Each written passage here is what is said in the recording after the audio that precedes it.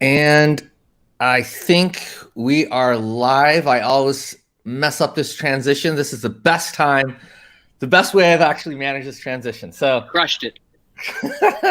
every time I get a little bit better. Welcome, David. How are you? Doing great, Andreas. Thanks so much for having me on your show. Absolutely. Thank you for making the time. Hello, everyone. Welcome to corpdev.ninja. You'll notice that I changed it from BizPod to CorpDev. A slight branding change because I realized all we do is really talk about corporate development. Why the generic BizPod slogan? So it is corpdev.ninja. It is the 11th episode every Thursday or Friday around noon, 25 minutes from top business ninjas and corporate development ninjas from around the world, giving us words of wisdom, truths from the trenches. And we've got David Moricca here. How are you, sir? It looks like you are alive and well. Everything's good? I am alive and well, yeah, staying healthy. How are you managing? I've been asking every single guest kind of how are you managing and coping during COVID? Like, what are you up to these days aside from, being fully invested in your business? Yeah, I mean, I've been working more than ever actually during COVID. But what's nice is we, as a family, we actually came out to the Midwest during the summer, where my wife's family is from. We have two kids, 10 and 8 years old, and they've actually had one of the best summers of their life. I mean, they said they've had so much fun because they've been able to, quarantine, but with family members and spend time with cousins and grandparents in a way that they wouldn't normally be able to do. So that's been good for them. It's also been good for us. So it's good. That's amazing. I can just imagine if I were a kid during this time, back during when we were kids, we had Nintendo and Sega Genesis. I was addicted as a child before to video games. My dad would often hide the cable when I played too much. But I'm like, if I were in this environment, like 10, 8, 10, 12, I probably would just be playing video games 24/7. For sure. So everyone, David Moricca is the founder and CEO of Socialive, an enterprise video creation and live streaming SaaS platform. Trusted by organizations from startups to Fortune 100s. Socialive brings unprecedented ease and scale to high-quality video content creation for teams across the enterprise. And a footnote for folks, I love the platform so much, we're actually streaming through it. So Socialive is the platform that I stream through. So hats off, David, for that. With 15 years of leadership and innovation in digital media, David is helping drive and shape the video-first communications revolution in business.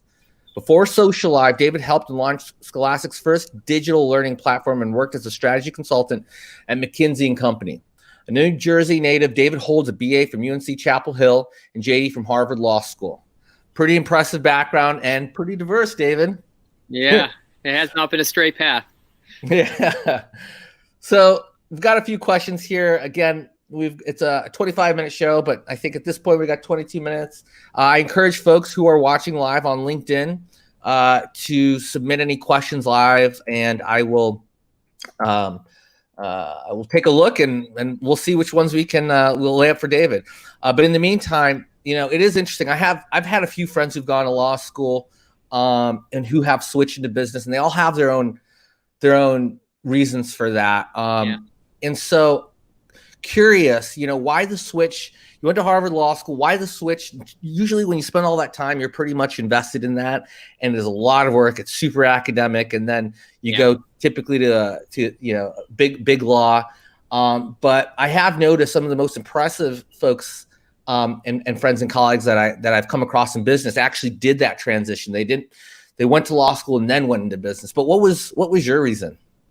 Yeah, no, it's a good question because I think for about a decade after I didn't practice law, my parents were still like, "So why again did you go to law school?" And I had to explain. When I was a young kid, I always wanted to go to law school, and not for any particular reason. It was just like something that was in my mind. Oh, I need to go to law school. Right. And as I went through college, I was still interested in law, but my interests had gotten more diverse. I was interested in public policy, international policy, even kind of like government affairs. So. But I also had a business interest. And as I talked to a couple mentors in college, I realized that law school was a place that, would give you diversity in terms of options when you came out. I never practiced law. So I did half a summer at a law firm in between my first and second year of law school. That was my only real practicing, if you will, if you want to call it that. I did take the New York State bar. What was the internship or the summer? Like, what was your focus? It was actually pretty fun. So I did half a summer at the law firm O'Melveny and Myers in Washington, D.C. Yeah. And I spent the second half of the summer at AOL. And at this time, AOL was a powerhouse. It was actually, they just were about to just acquired Time Warner. So it was the heydays of AOL. And I actually worked with some of the corporate affairs / biz dev guys. They were doing deals like every day. And it was a taste of that I'm like, all right, I like the business development side a lot more than I'd like the paperwork and contract drafting side. Right. Oh, that's amazing. Yeah. Which makes, I always find, killer BD and corp dev ninjas are those who often have a law background, because devil's in the details, and a lot of it's contract law, and kind of being able to strategize from a business development perspective when you're deal making. What are all the various nuances? So tell me about Socialive. Tell me a little bit, and our viewers, about the company, why you founded it, and the mission. Yeah. Well, first, I'll just give you a quick overview of what Socialive is, as you described it up front. It's a technology platform that's really focused on the enterprise and helping enable enterprises to more easily create video content. Like, historically, video content's really hard to produce anywhere, but certainly at these enterprise organizations. We simplify the capture of video, the content creation, and ultimately the live distribution as well.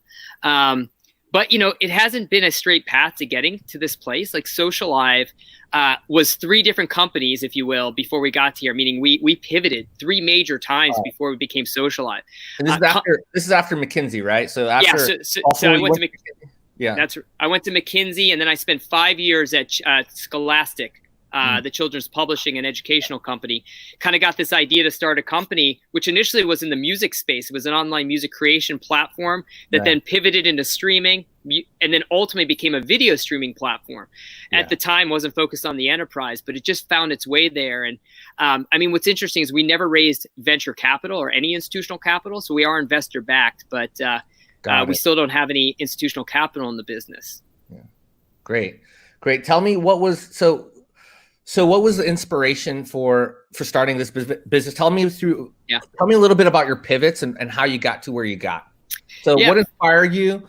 And you got into that a little bit, but tell me a little bit more about what inspired David to really start this.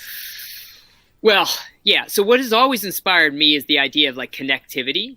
How do you make it easier for folks to communicate, connect, tell their stories? That's been kind of something I'm passionate about since I was young. And so video and video storytelling was a natural kind of evolution. The company initially started as an online music creation platform for kids, so enabling kids to make music online. Oh, I didn't know that. Did it have the same name? No, it was called Breakout Band. Breakout Band. I like the name. Yeah, one of my old original team members just resurrected the logo recently. It was like an American Idol type logo with people jumping out. It was hilarious. Cool product. Got some passionate adoptees. Yeah. But it was also the kind of platform that I knew wouldn't scale. And at the time, streaming was, live streaming was getting hot. Online electronic music was getting hot. So we pivoted into live streaming, but for electronic music. What's that? What year was this? Yeah, so we pivoted in 2012 into a platform called Mixify, which was an online music platform for electronic music artists. And they could stream DJ sets virtually. We started streaming DJs 2-way into venues. So from LA into Vietnam, and LA into Buenos Aires and things like that. And that's where we started building a lot of the hardcore video streaming technology and the 2-way capability of interactivity. And then Facebook Live launched in 2016. And once that launched, we started getting requests from companies to use our technology to broadcast into Facebook Live. And that's when we realized, all right, what we really are is a solution to help companies take advantage of distribution channels they already had: Facebook, YouTube, Twitter, LinkedIn, internal channels, external channels, make the video streaming part easier, and ultimately became video content creation more broadly. Interesting. And so what was the first channel that you focused on? Was it Facebook or Facebook Live? Yeah. Late 2016, Facebook Live launched their beta. We were one of the first external streaming platforms to integrate with Facebook Live. Yeah. We at the time we weren't even called Socialive yet, but we started doing outbound, to prospects. Hey, do you need a solution for Facebook Live? And the demand was immediate. Like we heard from like 15 companies in the first week when we went outreach. I was like, okay, we have now transformed what we are. This is what we're going to be. And so how did companies first? That's a great story, by the way, David. And I like the path to kind of where you are and completely see all that value in enterprise companies wanting and demanding to have a platform like you guys. So what were some of the requests? What are some of the things that you guys provide enterprise clients with? Like, what are the top requests? Because I know it's not, I know even though I'm using it for podcasting, this is not really your real business, but your real business is enterprise, I guess. Yeah, our real business is enterprise, but the way you're using it is definitely a core use case, which we still have a lot of core customers who adopt Socialive, at least initially, from marketing departments and communications departments for use across, social communication. So LinkedIn Live, Facebook Live, YouTube Live. We are a platform that makes it easy to create that high quality on brand content for those channels and distribute that seamlessly. But in the last several months in particular, really the last couple of years, we've seen a lot of adoption on different use cases which have only accelerated with COVID. First would be like remote production and remote content capture. So Socialive has an ability to kind of enable folks to capture content with guests in different locations, capture really high quality video content, then be able to repurpose through Socialive or through their own, post-production workflow.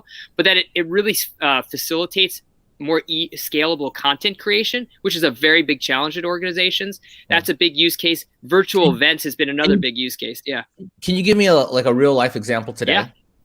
Absolutely. Like what we have going on so that folks understand or can visualize it. Yeah. Yeah. So we work with a lot of media and entertainment companies, for example. So like literally linear TV production companies who use the same green room environment that you and I are connecting in, not to necessarily broadcast that content out, but to get celebrity talent in a room together, have a conversation, capture that video at the highest quality. And we also don't only capture the video of the composite that we create, we capture each individual isolated feed from every guest.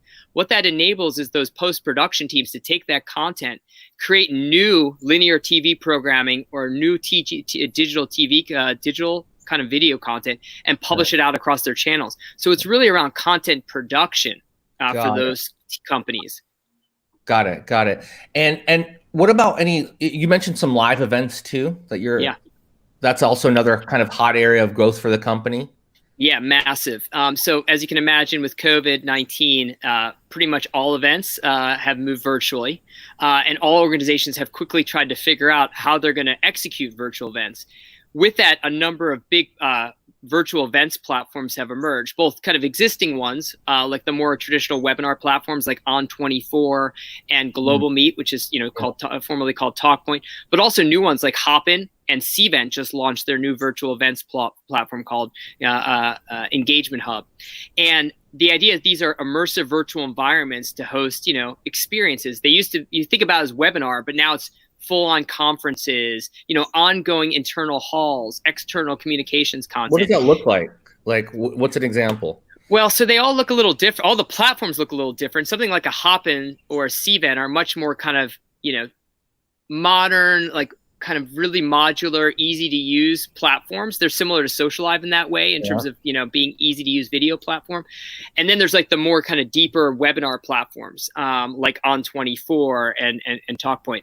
But Socialive is essentially a video platform that sits on top of those. So we can broadcast seamlessly into all of those channels, as well as the companies, that use Socialive can have access to all the video content after the event to quickly repurpose that across their email marketing, social marketing, digital marketing channels. But as virtual events as everything moves virtually right now in terms of events. So one question that I'm sure that I've had, and what people probably think, what is a virtual event? I know when I go to an actual event, I see tables, I see people. Is a virtual event like a PowerPoint presentation, or do you get to see people, or do you put Oculus VR, glasses on? What is a virtual event?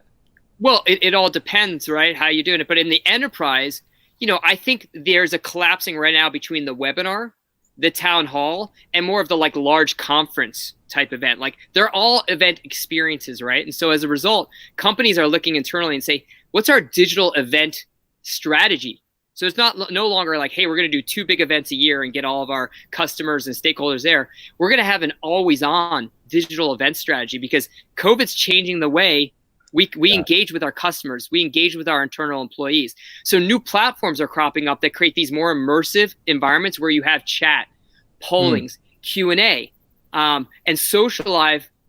As important to that experience is the video experience that you're delivering into there. So we make the connection between the presenters who are presenting high quality content, where people are looking for something higher quality than a Zoom meeting, to broadcast into those environments.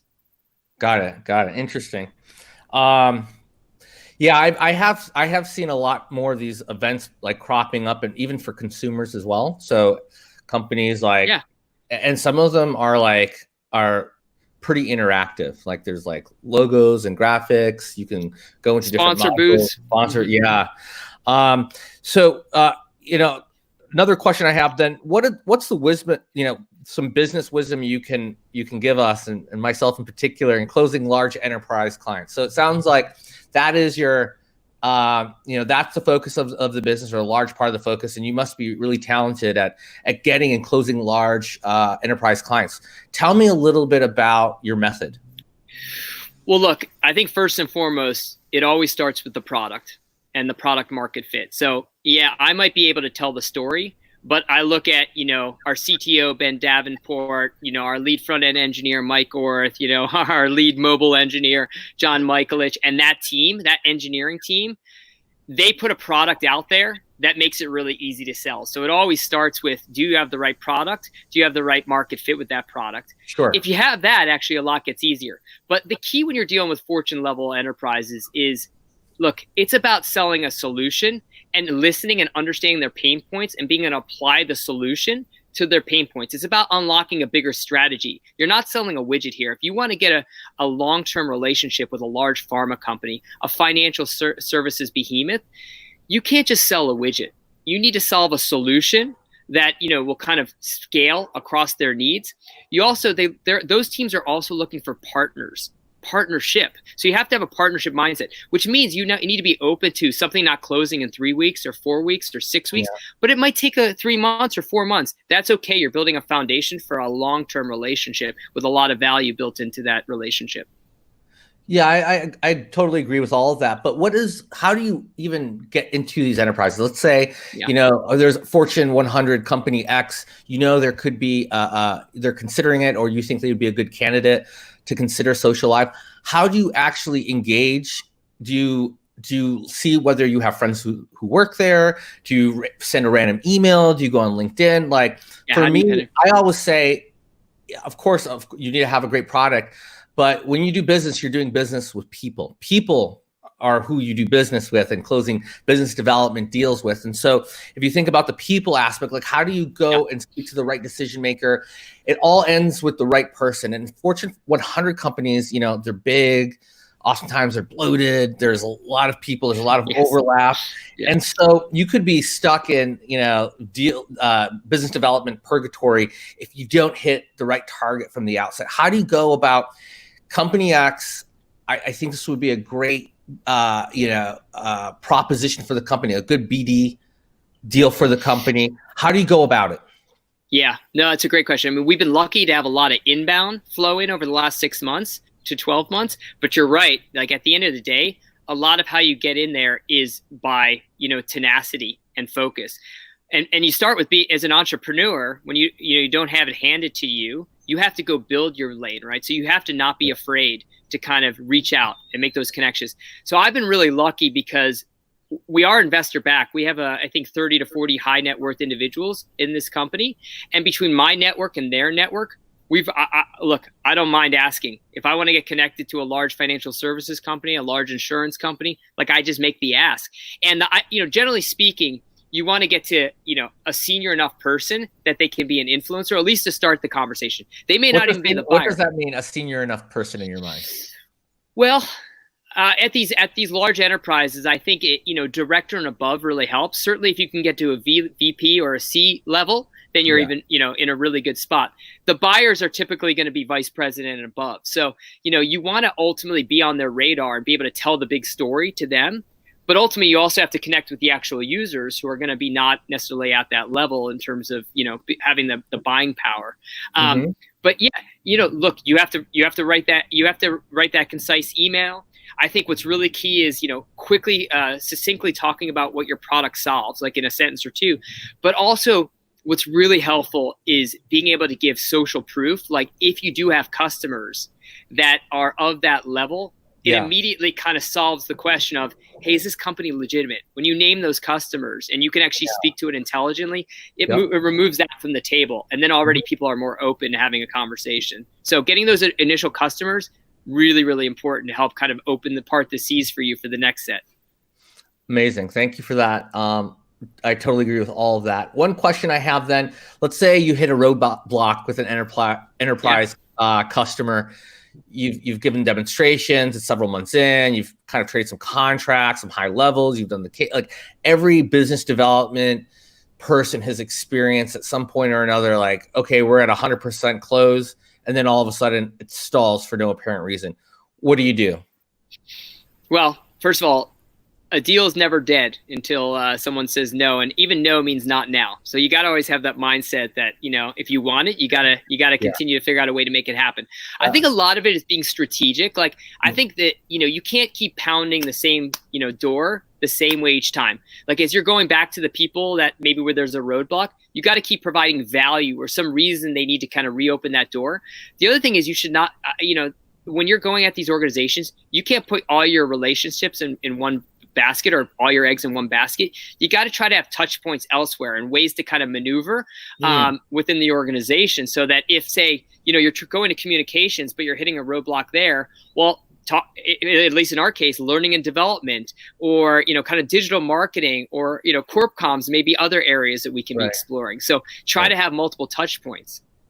I love that. That's a technique that I often, depending on the size of the company and who my original contact person was, I often do employ that same strategy of multiple touch points if I need.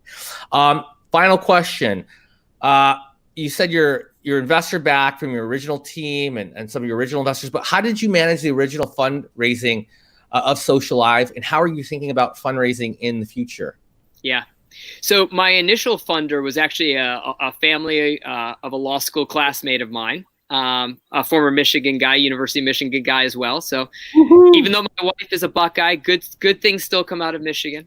But yeah, I mean, his family invested early when it was breakout band and just a concept on paper. Somehow we survived that phase. And along the way, we've been able to pick up investors who were connected to each other. And look, for most of the journey, those investors were investing in the vision, bits and pieces of traction, and their belief that somehow I would figure it out, that I would just basically, one way or another, figure this thing out.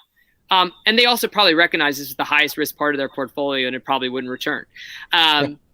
Now, they're all engaged at this point because the business is really kind of exploded. I mean, we doubled the revenue of the business from Q1 to Q2. We'll probably double again from Q2 to Q4, and then probably another doubling again in the first half of next year. So this business is on a tear. We are also we're only 34 people. Like this company could easily be double the size and there's more to build from there. So, we are exploring the next phase of the business from a capital perspective, from a growth perspective. But the exciting thing is the company's profitable. We can invest from existing cash flow very easily. And we are building out the leadership team as well as the rest of the organization as we speak. So even independent of what we do next.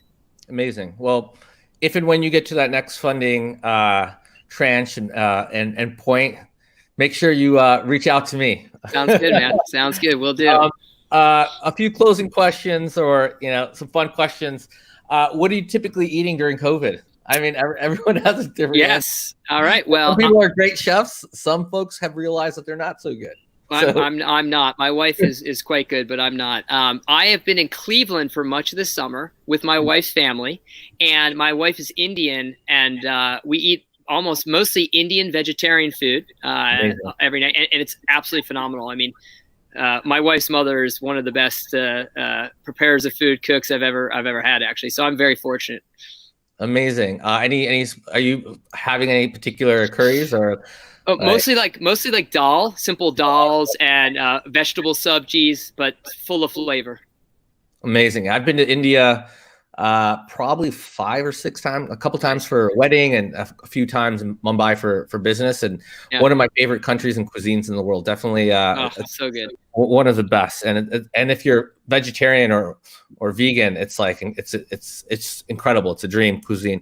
What are you how are you exercising? How are you staying fit? Yeah, that's a great question. So actually during COVID, I feel like we've been exercising more than before that.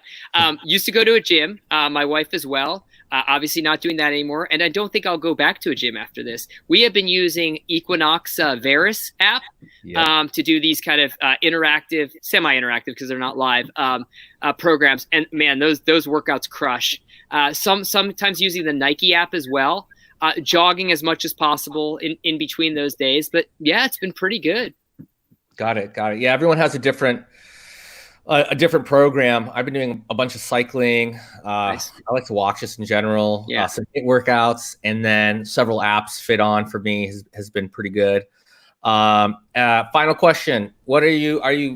Do you have time to watch Netflix or any of the streaming platforms, Disney Plus or Amazon? Is there anything? I mean, I've gone through most of my content. Basically, all I do is like work, exercise, and then watch some content on the weekends and the evenings. What's the latest thing you like? Yeah, so we've actually been going back a little bit. So there are a bunch of series that I did not see when they were hot. First, you're being blown away by this West Wing. Didn't watch it when it was popular. I haven't watched it either. It's fantastic. It actually gives you hope again for America, which is, we're in a tough time. And then secondly, Sopranos. Never watched Sopranos. We're in the second season of Sopranos. Fantastic show, like absolutely phenomenal. Yeah, Sopranos is incredible. I did watch it. Does it feel a little weird that it's so long ago? Does it feel a little strange that, I mean, are there nuances where you're like, hey, this feels like 15, 20 years old, or you're just like, this is awesome? First of all, I'm like, it's awesome still. Like Gandolfini is incredible. But what I find really interesting as I watch that, and like obviously at least one person dies in a gruesome fashion every episode. But I watch and I'm like, oh my God, this is nothing compared to where we are right now. Like it feels actually light to me, not entirely light, but not nearly as like kind of harsh as both content and reality are right now in this country. Yeah, I mean, if you compare like Game of Thrones, some of the murder scenes there versus Sopranos, completely different. Have you seen Breaking Bad? So we watched the first couple episodes of it about 3 years back, maybe. Didn't get hooked on it. I've heard over and over again that you got to get past like episode 3. And then you're in. Episode 3, I always say 100% episode 4. If you're going back and you're open to kind of older genres or series that as you are, you got to watch Breaking Bad. Right? Guarantee you, like after 3 or 4, certainly after 4, you're going to be hooked. Yeah, that's what we've heard. So maybe we'll do it. But it's dark though. We don't want to add more darkness. Well, I mean, you're watching Sopranos, so. All right. Thank you so much, David. Hold on, my screen went out. Oh, there we go. End of our show. Thank you, everyone, for tuning in. CorpDev.Ninja every Thursday or Friday, 25 minutes from business leaders, business ninjas, Corp Dev ninjas from around the world. And on episode 11, you heard that here today with David Moricca from Socialive, founder and CEO. Thank you, David.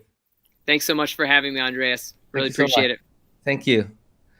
Now let's see if I don't mess up this transition. You got it.